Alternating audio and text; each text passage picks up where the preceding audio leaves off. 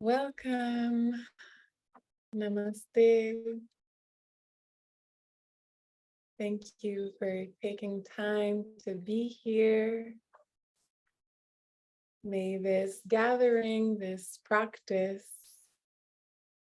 benefit all sentient beings.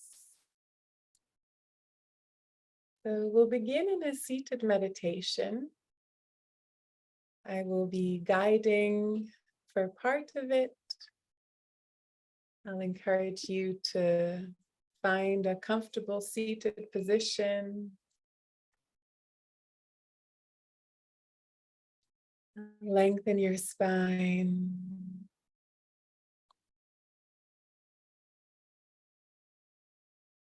Close your eyes.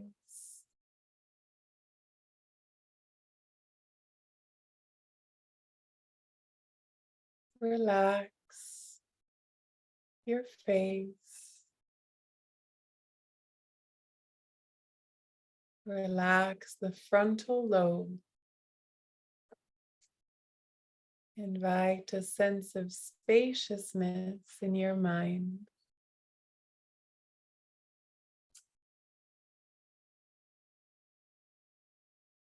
And begin to deepen your breath.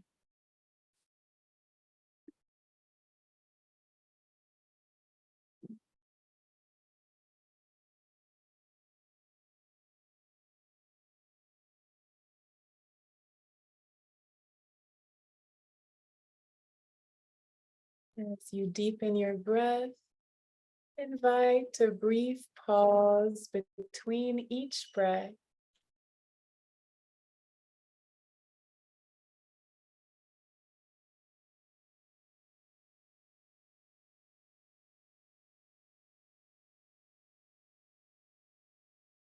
Lengthening the inhale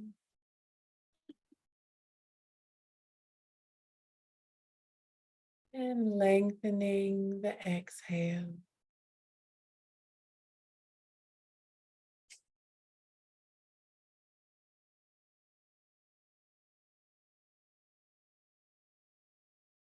Allow your body to fully relax.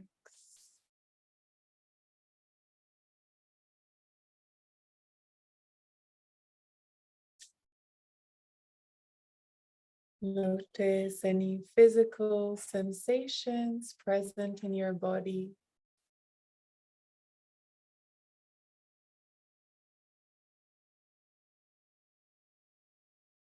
Any emotions present.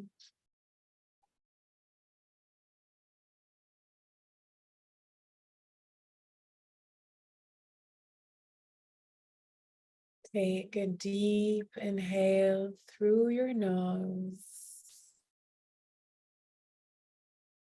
And as you release the breath, release, let go. Know that you are safe.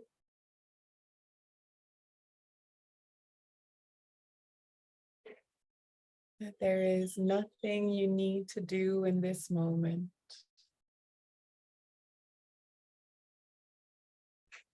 Your existence is enough.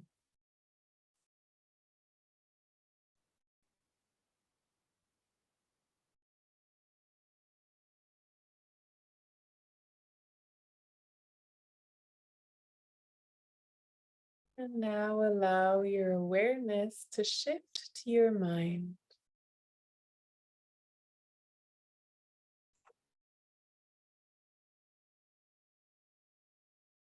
Notice what thoughts appear on your mind.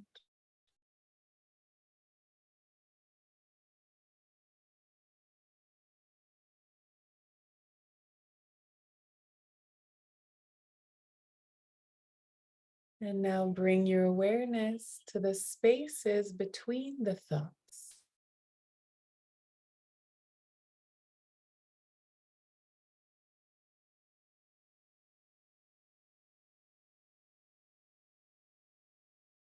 Let the pauses between the breaths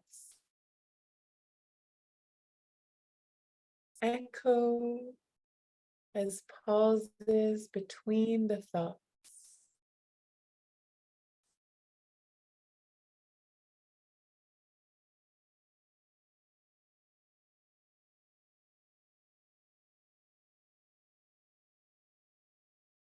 Whatever arises,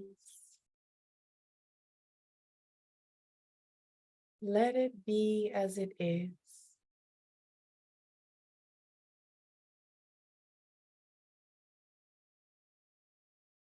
And bringing your awareness to the silent witness of your experience.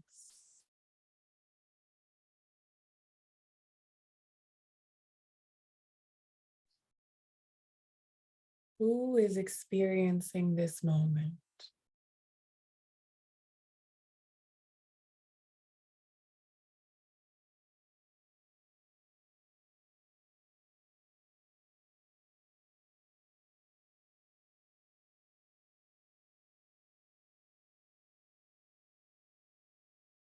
Whatever thoughts reveal themselves,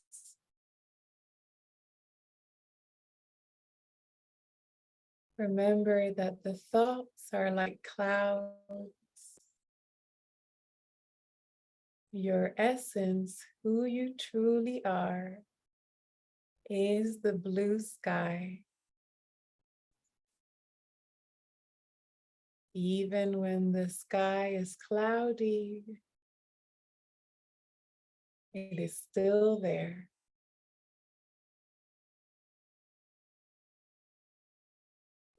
Inhale slowly and deeply.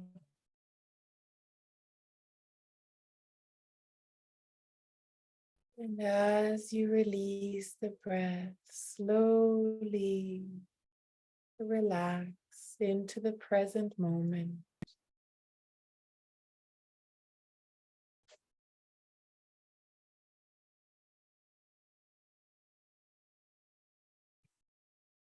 Leaning into the vastness, the stillness of the self.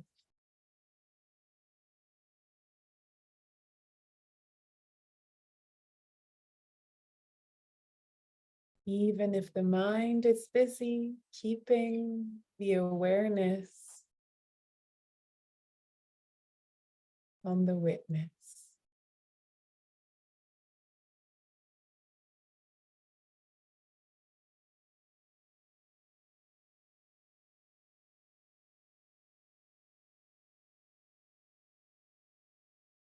Together we breathe in.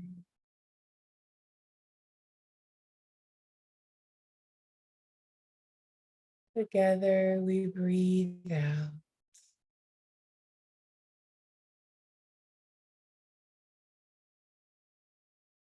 And very gently we can begin to move the body in any way that feels good.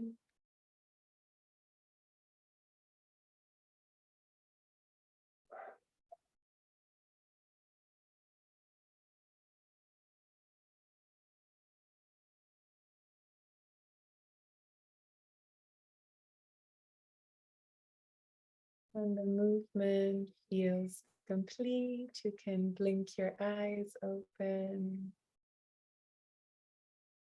Come back to the space.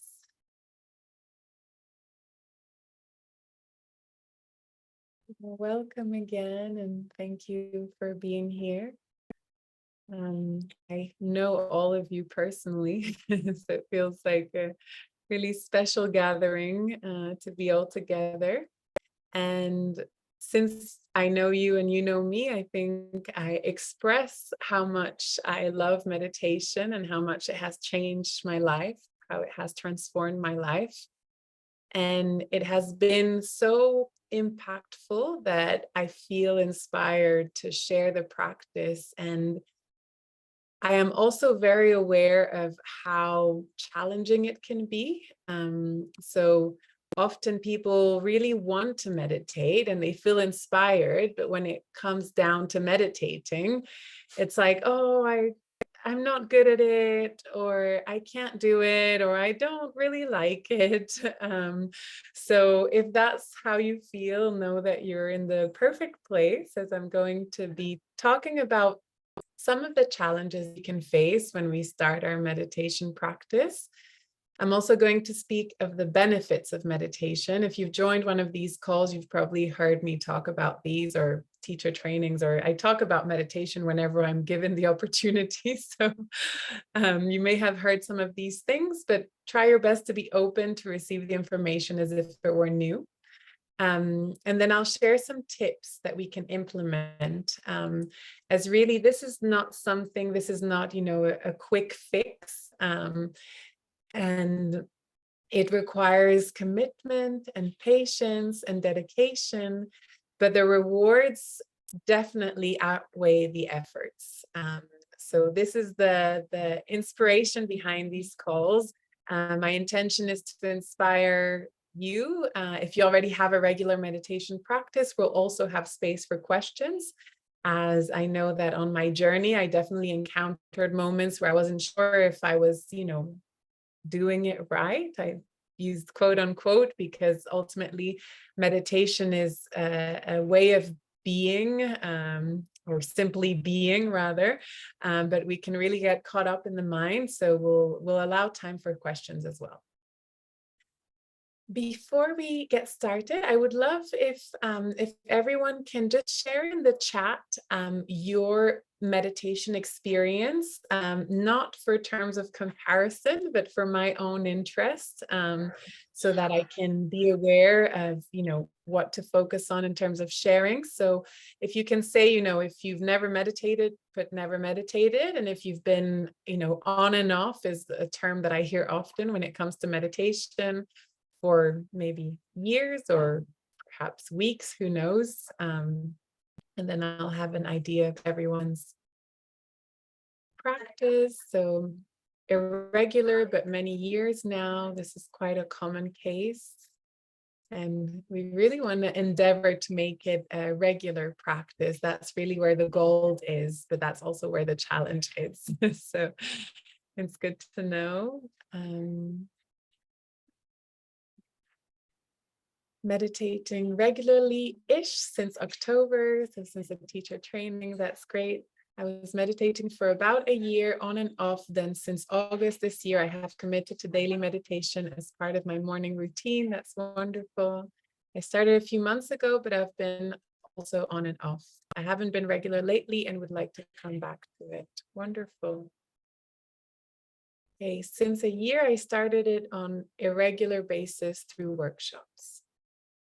Okay, so the general theme seems to be irregularity, right? Like that seems to be what we find most challenging. And the reason for these calls as well is I find that sometimes we need like a starter, like a motivation, a commitment, and that can really help us to become more regular until eventually we cannot imagine life without the practice.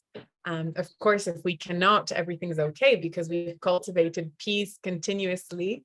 Therefore, if we cannot meditate one day, everything is well. But we really want to think of this practice as something that we do for ourselves rather than something that we have to do. And that really changes our relationship to the practice. So I imagine you all know already about this, but I'm going to share the benefits, some of the many benefits that meditation can give us. I would say the first one is nervous system regulation.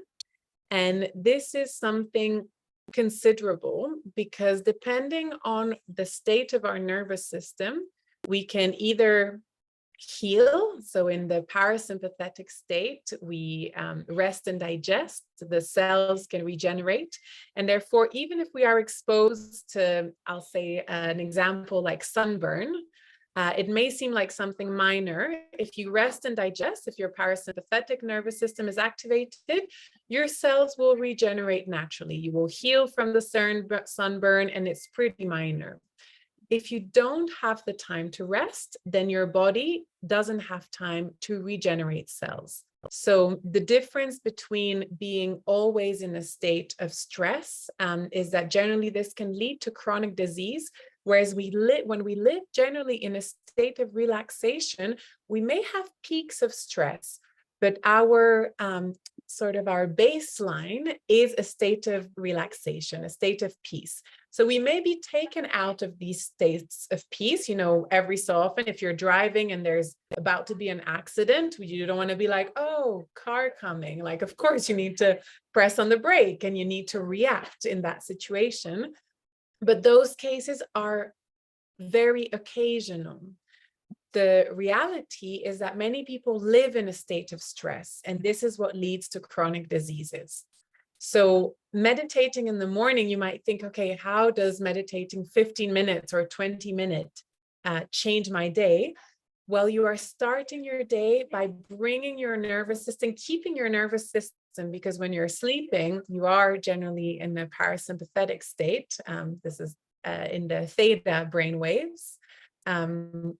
And so when you awaken, you can come into delta or alpha. But if you wake up and have a coffee and start your day running, looking at your phone, you've already had like a peak of stress. And then for the rest of the day, you're more likely to be up here. I use my hands with no graphic, but I hope you get the idea. So let's say this is state of deep calm, exactly. And this is state of deep stress, of intense stress. If you start your day here, you can face an intense situation and come up, but you can come back down. If you started your day up here, the chances is you're going to be going up and up and up. And generally people at the end of the day are feeling more stressed than at the beginning of the day, because it's kind of like going crescendo. So going more and more and more and more. When you start your day with this basic of deep breathing, connection, how am I today? Before I look at my phone and see how the world is or how everyone is, and I tend to everyone's needs, how am I doing? Okay, I can connect with that. I take a few breaths. I take a moment I like to call it tuning in, to connect.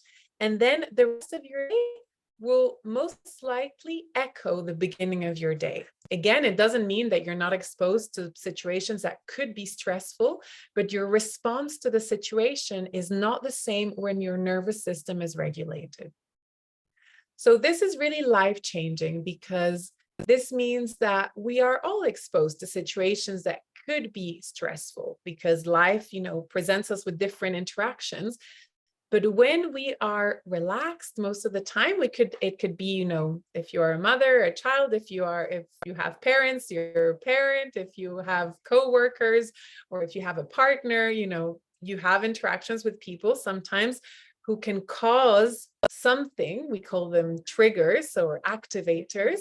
If you are calm, instead of reacting and maybe getting into an argument that then doesn't feel good to you, doesn't feel good to the other person, you have a moment when you start your day pausing between your breaths, bringing your awareness to those pauses, your reactivity is lessened, way lessened.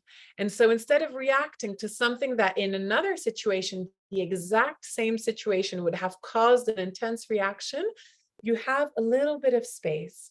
And it doesn't mean that every time you will be able to take that pause, but the more we cultivate this, the more natural it becomes. And then eventually people who would say, I have a fiery personality, or I'm very reactive, as if that was just the way they are, then become more self-aware and learn how to manage their emotions.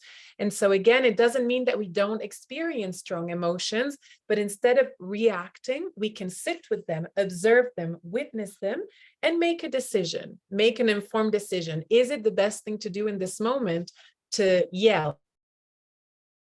More often than not, I would say no. Occasionally, maybe if someone needs to hear you, if it's a car that is going to go into another car, maybe yes. But most of the time, yelling, fighting are not the best option, but we can fall into those things if we are not fully conscious in that moment and we are acting from a place of reactivity. So when we start our day with meditation, we lessen our reactivity, we regulate our nervous system. Generally, our day will be more peaceful, more enjoyable, and we can also be more compassionate. We can also be more compassionate because we become aware of our human nature. Who has ever sat in meditation and discovered interesting thoughts when meditating, things they weren't maybe aware of? Yeah, I know I definitely have. So, you sit to meditate and you're like, why am I thinking that? Like just a random thought, or something that's not really, that's uncomfortable. Maybe it's a fear, maybe it's something that you didn't know was there. And something that I often hear from people to start meditating, they tell me, I really don't like meditating because it makes me think. Well, meditation doesn't make you think. Meditation makes you aware of your thoughts. So if you're not aware of your thoughts, they act as subconscious actions or patterns because we're not aware of our thoughts.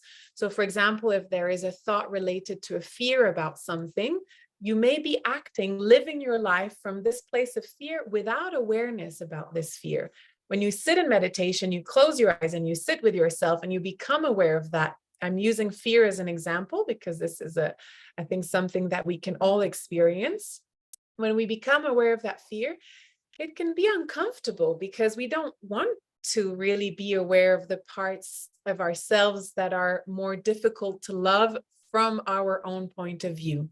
Of course, when we understand that being human comprises all the different emotions that humans can experience, then we can find compassion for ourselves and for others. So meditating means getting to know ourselves, the little self, so our egoic self, intimately.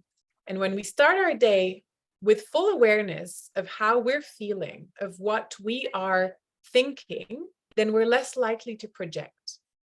Projecting is when we are, for example, in conversation with someone and the person says something without any bad intention, and we take it personally and we might say, you made me feel this way. And the person might be like, I didn't mean to, I didn't even say.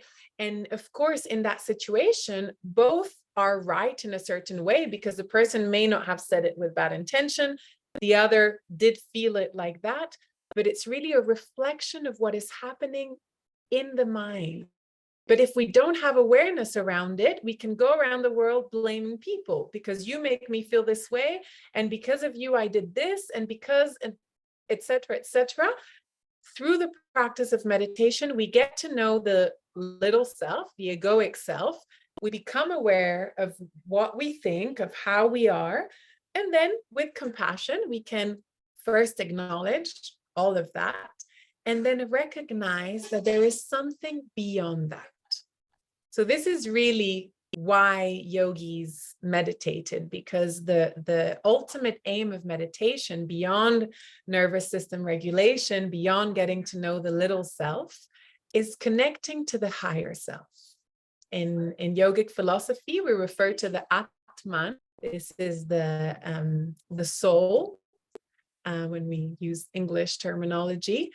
And it's that part of us that is non-reactive, because any reactivity, any rejection, any attachment always comes from the ego. So the purpose of meditation is to dissolve the ego. So whenever we say, I don't like meditation, who is saying I don't like meditation? Well, the ego doesn't want to dissolve. That's the last thing it wants. It wants to survive. That its nature, of course. So when we say, I don't like meditation, it's not the true self saying that, because the true self exists in a state of meditation, we could say. It's simply witnessing everything without judgment, just it's there. And then the little self, we could say, this like idea of I am a woman, I am this, whatever adjective we use, all the identifications are of the ego. And all these identifications are what causes suffering. So any rejection or attachment, any identification, anytime we go to past or future, these things cause us suffering. And the nature of the ego is a dissatisfaction with things as they are, a dissatisfaction with the present moment. Because in the present moment, everything simply is as it is. And whenever we can notice ourselves, I know some of you have read A New Earth by Eckhart Tolle. I know I recommended it to Ella and those who've done the teacher training as well. If you haven't read it, I definitely recommend it. I've read it a couple of times and I think I'll read it one more time because it's so helpful to read. They're simple spiritual concepts and then we can see them in ourselves. And it's so important that when the awareness rises, the compassion rises.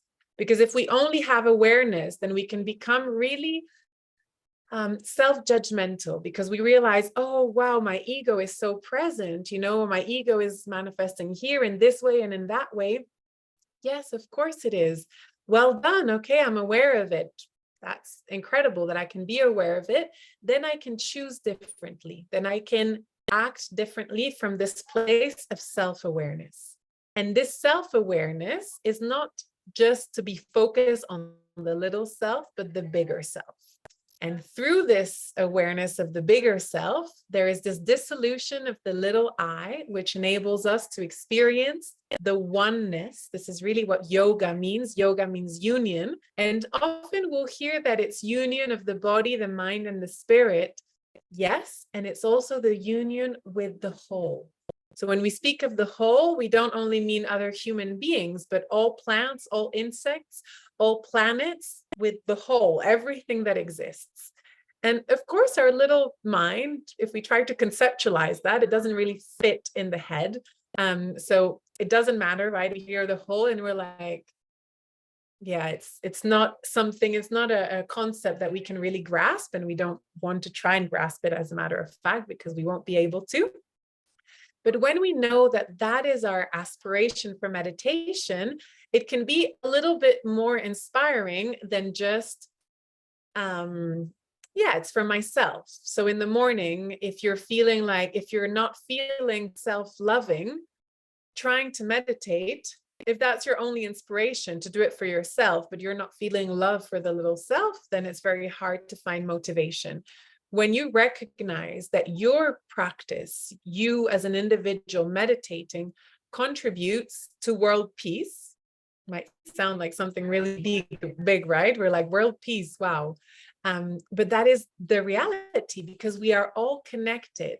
So if we recognize that connection with everything, and often we're really good at seeing the problems everywhere outside of us. So we'll be like, that country is really, not peaceful, and that family could really work on their communication. And actually, even my mom, she's like this, and my mother-in-law and my partner, he's like this. And we often project conflict as something outside of us.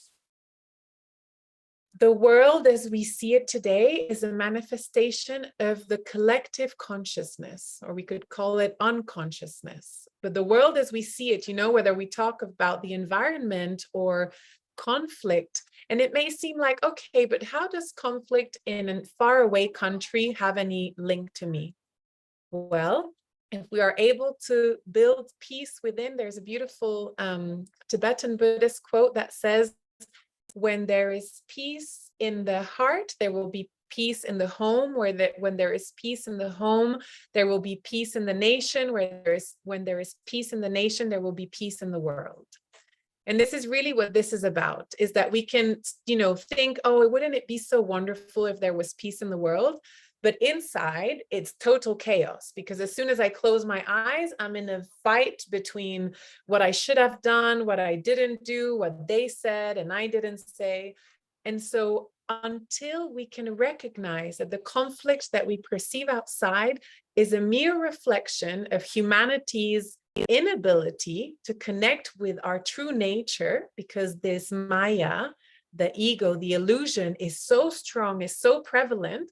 And of course, things like social media really build on the ego. So we strengthen the ego. So we're actually strengthening the thing that we want to dissolve, or the thing that spirituality, and when I say spirituality, I often speak of Buddhism and yogic scriptures, but really when you look at shamanism, Native American, Mayan shamanism, it all refers to the same thing, connecting to the oneness, the thing that connects us all, the web of life. And when we connect to that, then our little self becomes a little bit less self-important. So these are just some of the reasons why we may want to meditate. I can add, for cardiovascular health, I've mentioned before, I think maybe all of you have heard, my dad had very serious heart problems. He now meditates 45 minutes every morning, and his heart, he doesn't even take medication. Meditation is his medication. It can help with Alzheimer prevention. It can help with depression. It can help with insomnia. It can help with so many ailments, because ultimately most chronic diseases come from stress. So chronic disease most of the time comes from stress. It can be genetic, of course, but the symptoms can be decreased with the practice of meditation. People, it can be really difficult to understand, how does sitting and doing nothing contribute to the decrease? For example, there is a study that shows that meditation practice can help manage pain, that people who meditate regularly had an experience, so without additional medication, their experience of their chronic pain was lessened. It can be hard to understand. I would say the best way to really understand the benefits of meditation is through practice. The trick about meditation is that regularity is what makes it really powerful. So I always say it's much better to meditate 15 minutes every day than 1 hour once a week. If you're not going to do it at all, 1 hour once a week, it's still great. Please don't stop. But if you can commit to 15 minutes every day, you will experience the difference. And you'll probably be sitting in my place telling people how wonderful meditation is and why they should try it. And those of you who have tried it and have been on and off, you already know this is why you try again. But the mind is still winning in the morning. So I always say this: if you want to have a daily meditation practice, sleep with your phone on airplane mode and don't turn the Wi-Fi on until you have finished meditating. Otherwise, it's game over. You open your phone and then you see messages, and then maybe some news pop up and some form of distraction will appear, and then meditating after this, I mean, it's hard enough without distractions. If then on top of that you have a bunch of information, it's even harder. So definitely recommend doing this first thing in the morning. Ideally, you can also do it before going to bed, but I would say to have a really have a transformative experience, impact in your life, first thing in the morning is preferable. Are there any questions so far before I move into the methods, the tips, and how we can meet the challenges that we can meet?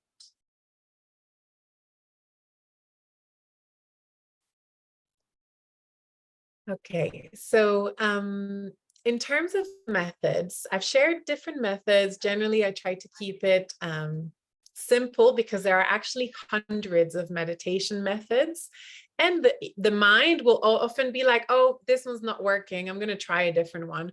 No, I don't like this one, I'm going to try a different one. No, maybe when I try the next meditation method, I'll be really good at it. The truth is, Osho says we should stick to one method for at least 1 month. Right? So if we're constantly changing meditation methods within the same meditation, for example, we're doing exactly what the mind likes to do. The mind likes to chew. You can think of your mind like a jaw or like a mouth, and it constantly wants to chew. And with meditation, you want to be like, no, no, no eating, no chewing, not in this way, because that can cause more resistance.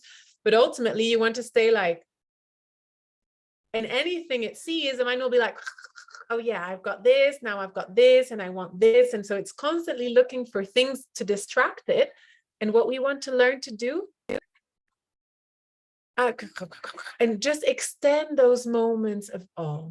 In those moments of awe is we can perceive the true selves, really who we truly are, because all these ideas of who we are what causes suffering. Because when we get attached, like I am like this and therefore I must have this, or I need this, or I don't like this, all these things cause is, according, this is one of the basic principles of Buddhism, is that it's our identification with the egoic self that causes us suffering.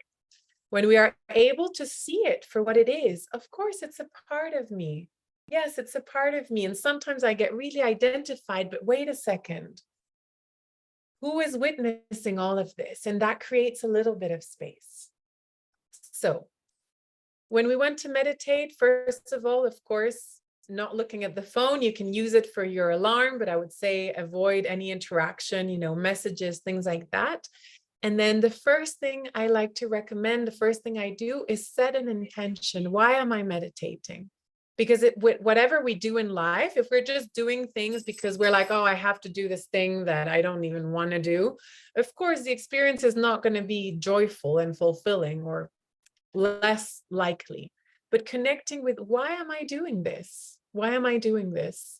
And the collective intention, our collective aspiration ought to be for the well-being, for the highest benefit of all sentient beings. And then perhaps if you have a personal intention, a personal sankalpa, you can include it. But ultimately, through meditation, I want to say, evolve from personal to universal. So if we focus on our personal intention, we can get caught in the vritti, in the spiral downwards, where we're like, me, me, me, me, me, me, me, me, me. And really, we want to go we, like in French, but going we, so the collective, so the universal. So going from personal to universal. So starting with the collective intention and really believing that this practice is beneficial for all. Because of course, if we're like, well, for everyone, I guess, it's not going to have the same impact as if we really connect with that heartfelt intention. Once we've set our intention, finding a comfortable position. For some people, cross-legged isn't comfortable. If you're sharing this practice with your parents or with a partner, asking them to sit cross-legged, it might just put them off and they won't meditate because they think, well, my body can't meditate.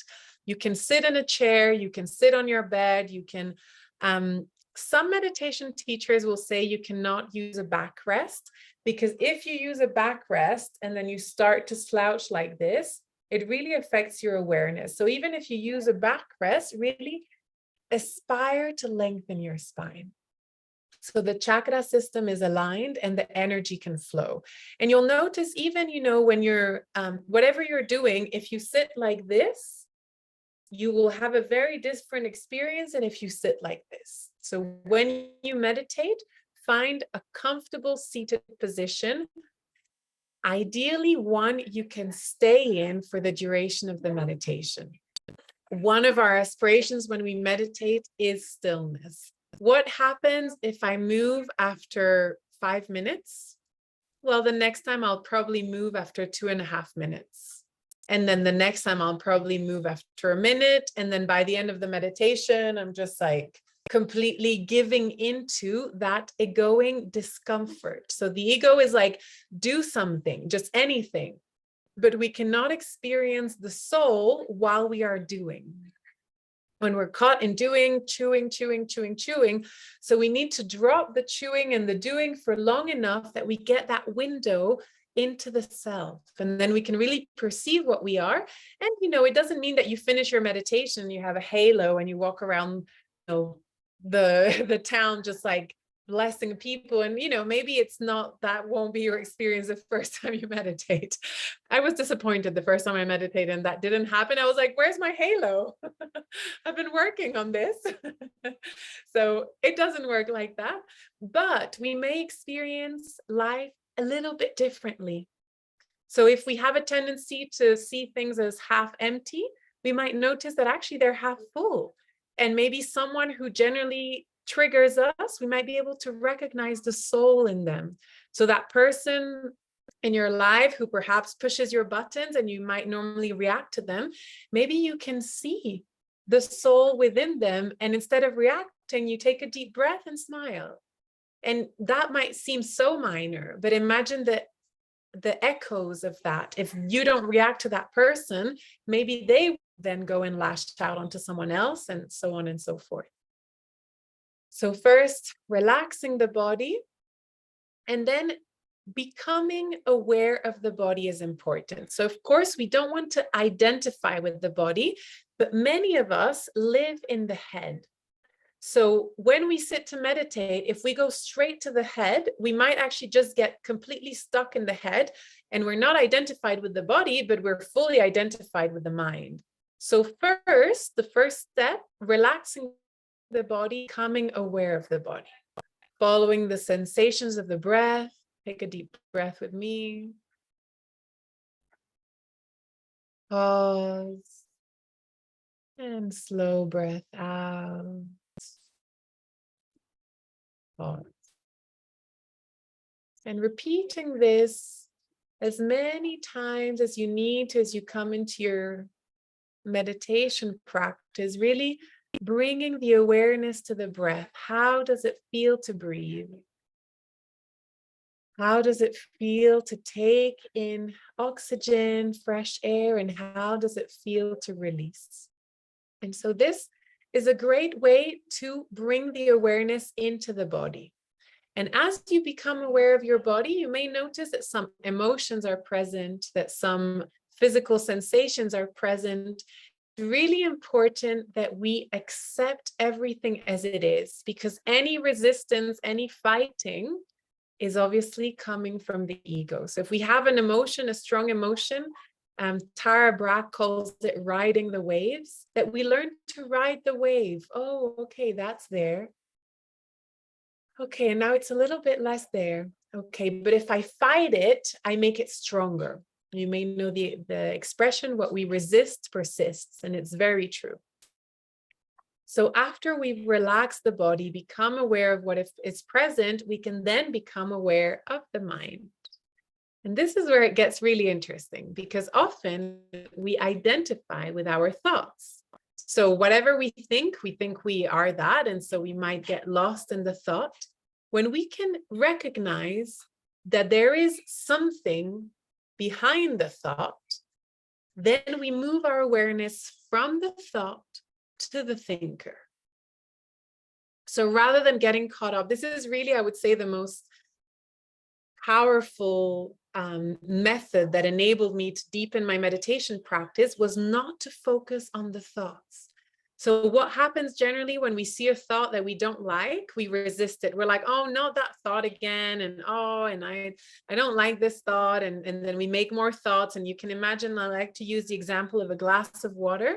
And every time you think, you shake a little bit, like a straw in the water, let's say, or a stick. And when you move the stick, you make the water like blurry, and then you think, oh no, this thought, and you're shaking it more. If you can see the thought and recognize that you are the water, or rather the glass, then okay, a thought, just a thought.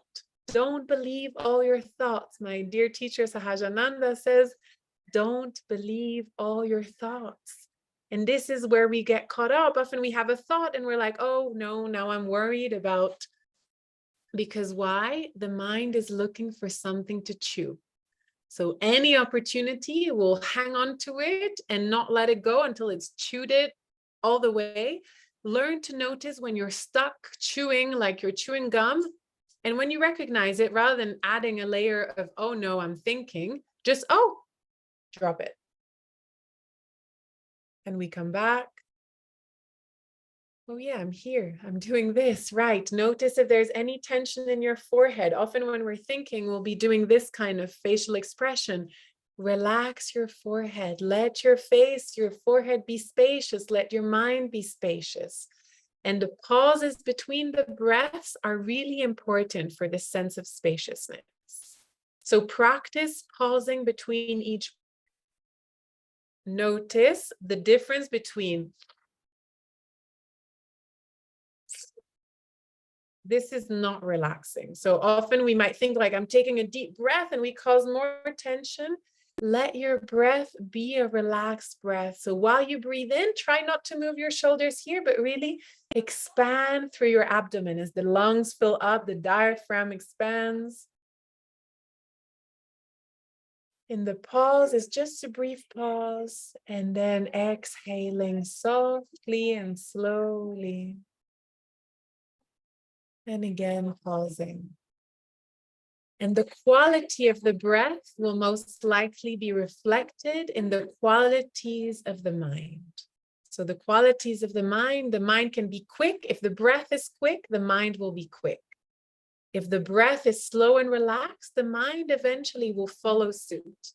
So know that you can influence your mind with your breath.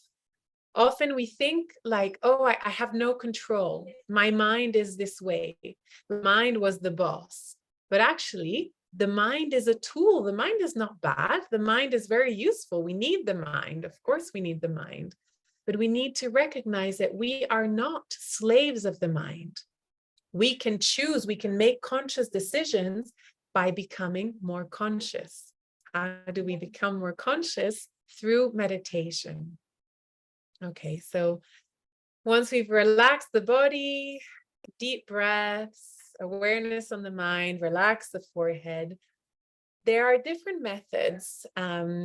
One that you can do is the body scan. If you're sharing this with someone who doesn't have much meditation practice, the body scan is a great method.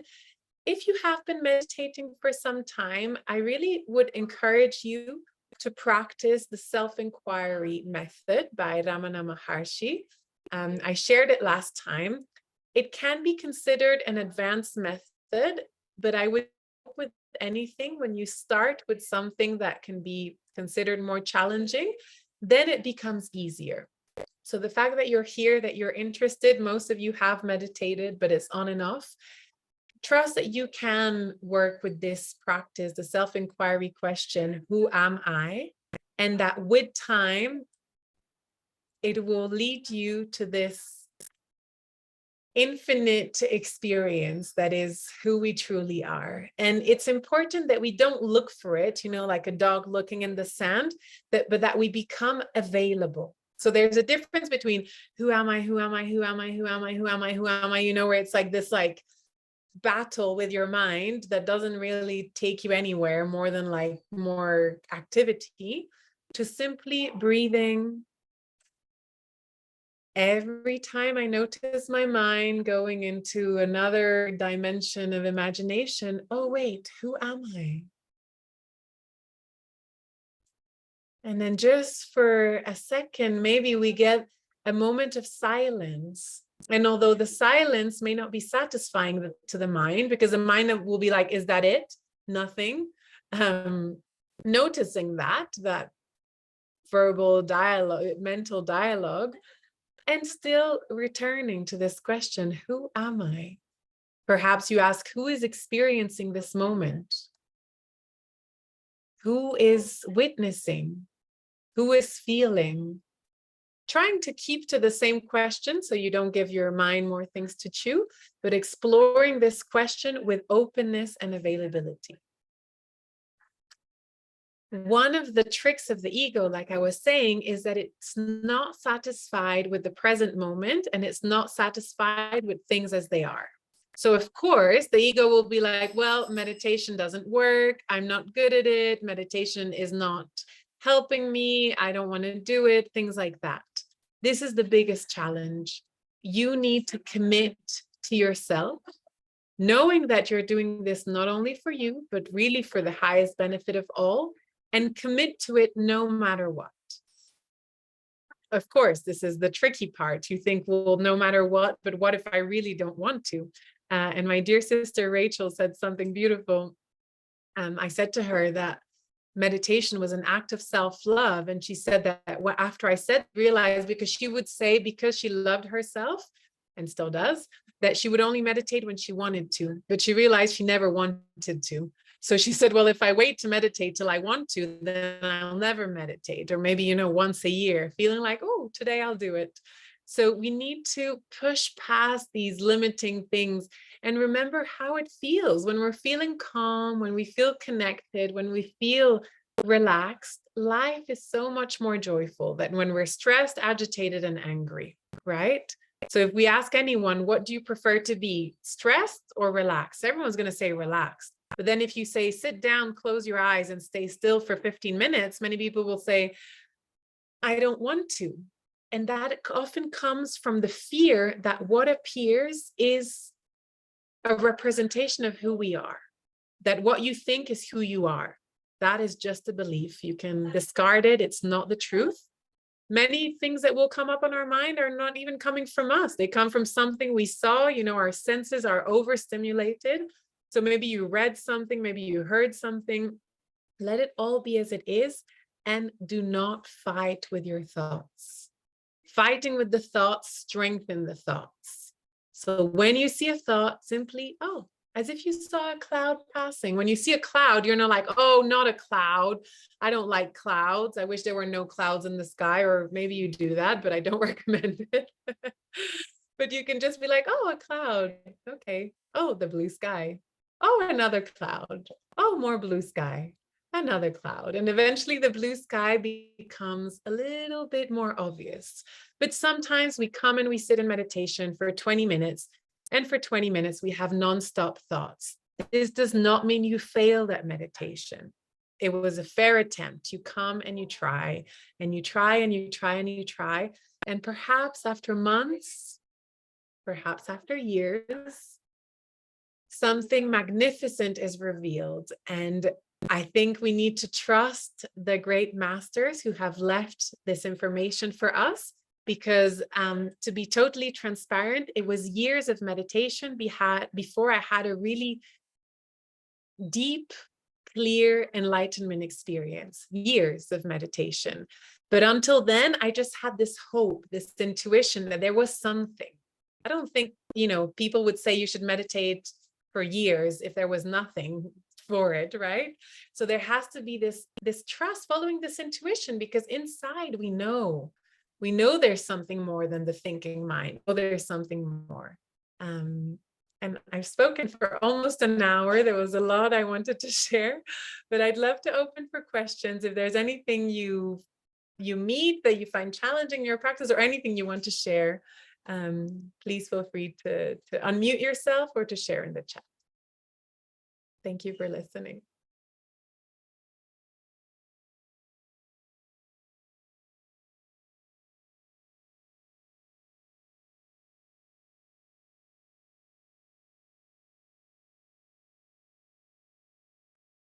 Okay, so Ella says, how did your experience change over the years?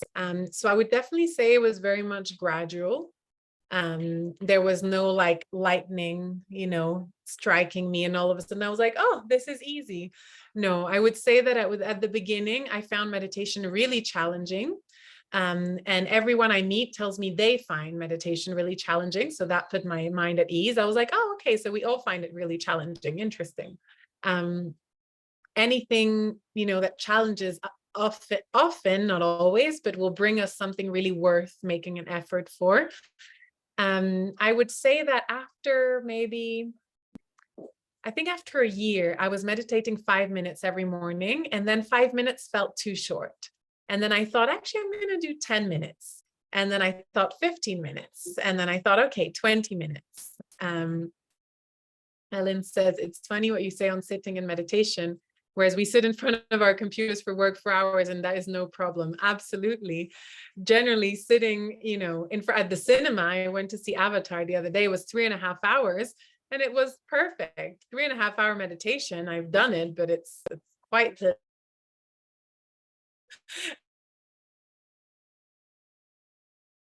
anymore. So definitely I would say over time, what once felt, so 5 minutes used to feel long, then 5 minutes felt like I wanted more. So there was definitely a transition from, and I would say at first I really thought my thoughts. So for many years that I was meditating, I wasn't able to not fight my thoughts. Thank you, Laura, for being here.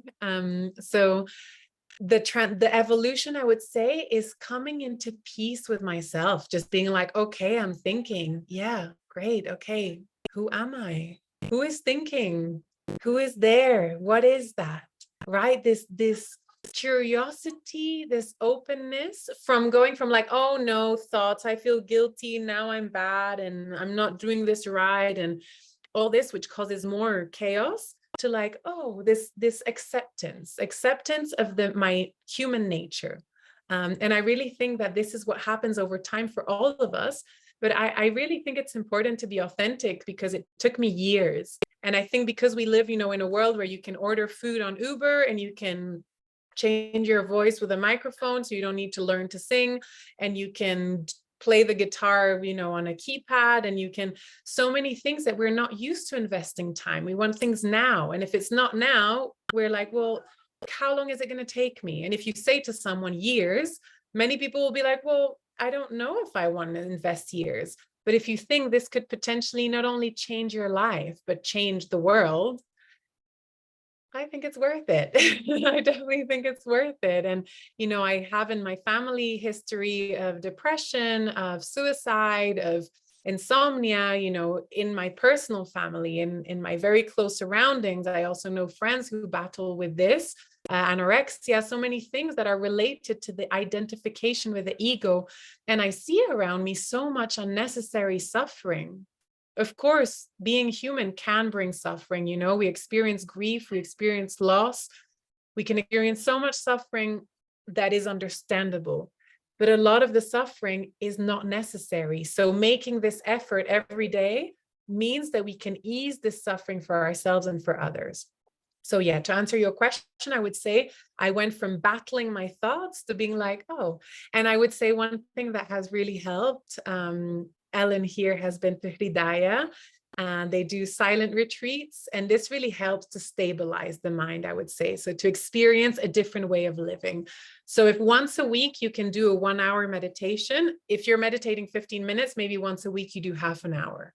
But exploring longer sessions of meditation with the same resolve of, I'm just going to sit here till my alarm rings and see what happens, that can really help to stabilize the mind. Thank you for the question, Ella. So we've reached the hour. So if you need to go, I totally understand. If anyone else has another question, I'm happy to answer. Gracias, corazón. Hi, Melissa. I have a question. Hi, everyone. I know you recommended one book, but this has been something I've been meaning to ask you. If you can recommend any other books just about, I guess, the teachings of meditation. Because although I've been meditating and like coming to these, I just think it will help to have some background awareness. Yeah. Of course, yeah. I think Eckhart Tolle is a wonderful teacher, so I recommend that above all. Osho's First and Last Freedom, I would say, is many meditations. So I actually think that can be more of a distraction, the book I mentioned. So I'll see if there's any others that come up, but really the first one, because I think Eckhart really explains in plain English how we can kind of like, become really aware of our mind and our human nature, and therefore get a little bit detached, not in an unhealthy way, but in a healthy, like rising above our humanity. Like, okay, yeah, all those things are part of me, but it's not all that I am. Yeah. Okay, and if you feel inspired and you want to meditate daily, I have a WhatsApp chat where you can put an emoji every day. So every time you meditate, you put an emoji, and it's really great for accountability, because you see that other people have meditated if you haven't done it, and you don't want to do it out of guilt, but it can really inspire you to commit to doing it daily. I recommend committing to 21 days, because after 21 days, it becomes a habit. And if you fall off, for one day, then you go back the next day. No one's judging, or, it's really for you. But if you'd like to join that group, you can just write to me on WhatsApp. You all have my number, and I can send you the link to the WhatsApp group, or I can just add you. And then in that group, there's no conversation. It's just emojis every time you meditate.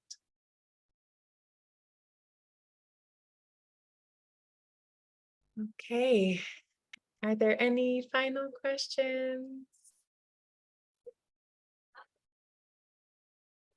Okay, thank you so much. Thank you for being here, for your interest in this practice. It fills me with hope and joy to see so much interest. And if you have any questions outside of this, please know that I'm super happy to answer, with voice notes or with a call to support you on your journey as best as I can.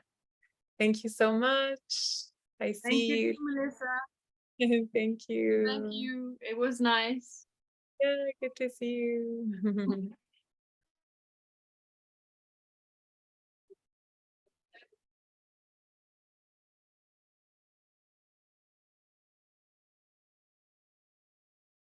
Gracias. Thank you, Kelly. Ciao.